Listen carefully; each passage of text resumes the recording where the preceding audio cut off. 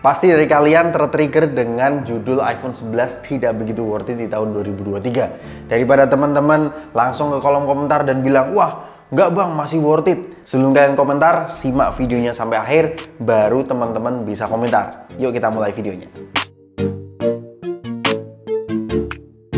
Di channel ini kita sudah membahas full review iPhone 11, bahkan kita sudah bandingkan dengan iPhone XS Max, XR, dan Android di rentan harga yang sama. Kalau teman-teman tertarik dengan videonya, saya taruh di deskripsi di bawah ya.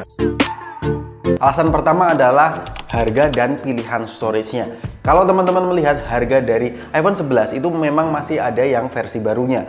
Untuk storage 64GB itu harganya di 7,5, kemudian untuk storage 128GB itu harganya menyentuh di 9 jutaan, which is di rentan harga segini itu teman-teman bakal terjebak dengan iPhone 11 Pro Max ataupun iPhone 12 ya. Jadi untuk alasan yang pertama adalah harga dan storage-nya. iPhone 11 itu loncatannya itu dari 64GB ke 128GB itu sekitar 1,5 sampai 1,7 jutaan ya. Jadi itu gapnya termasuk tinggi. Oleh karena itu pilihan 64GB memang dirasa kurang bagi kebanyakan orang, sehingga mereka mungkin alternatifnya berlangganan iCloud atau milih HP 128GB yang second tapi storage-nya lebih tinggi.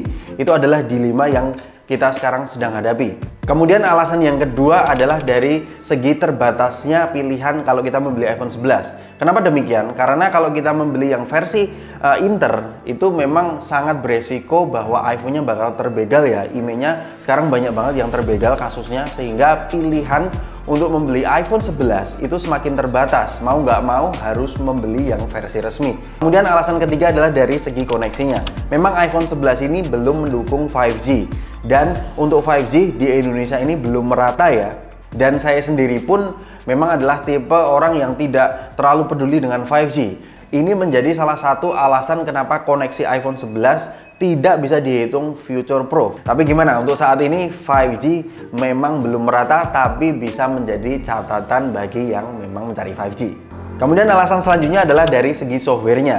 Memang dari segi softwarenya iPhone itu menjadi salah satu brand HP yang memiliki jangka waktu update software yang panjang. Bahkan mereka ngeklaim sampai 5 tahun update software. Tapi karena umur HP ini sudah masuk tahun keempat, which is ini tahun 2019, sekarang sudah 2023. Tahun ini bakal update iOS 17 bersamaan dengan iPhone 15 series ya.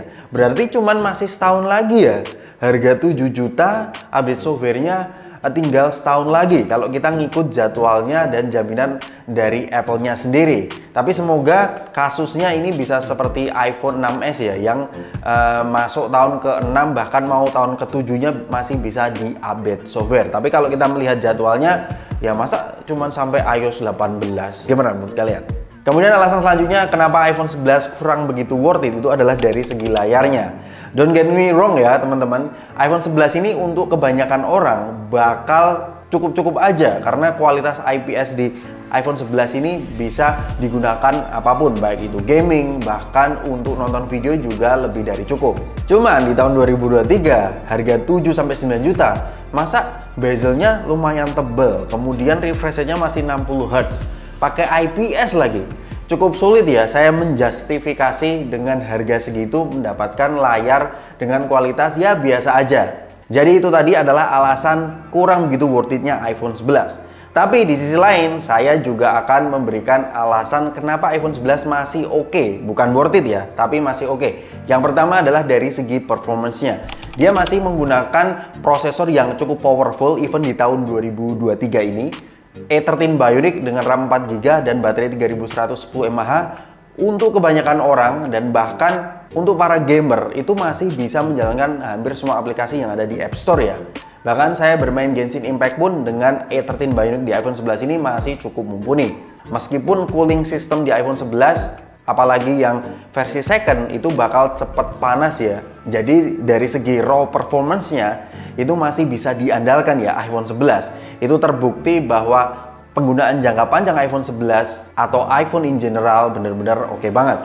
Kemudian alasan kedua kenapa iPhone 11 itu masih cukup oke itu adalah dari sisi desainnya. Kalau kita melihat dari sisi bagian belakangnya, dia masih terkesan iPhone yang modern, nggak jadul-jadul banget. Apalagi dari sisi depannya Dia sudah menggunakan full view display dan notch-nya juga menurut saya juga nggak jadul-jadul banget karena Dynamic Island itu baru diperkenalkan tahun lalu. Dan secara overall, build quality dan desain ini adalah alasan kenapa iPhone tetap menjaga desainnya dari tahun ke tahun itu sama. Ternyata mereka memiliki tujuan bahwa desain yang monoton ternyata nggak membuat pengguna lama itu minder. Kemudian alasan selanjutnya kenapa masih oke iPhone 11 di tahun 2023 jelas dari segi kameranya. Saya nggak tahu ya teman-teman merasakan atau tidak setelah update software terbaru khususnya di iOS 16 itu ternyata warna yang dihasilkan di iPhone 11 itu lebih keluar ya. Kemudian dynamic range-nya juga kerasa bahwa ini kok lebih bagus ya hasil dari foto-fotonya. Kemudian skin tone-nya juga terbilang bagus.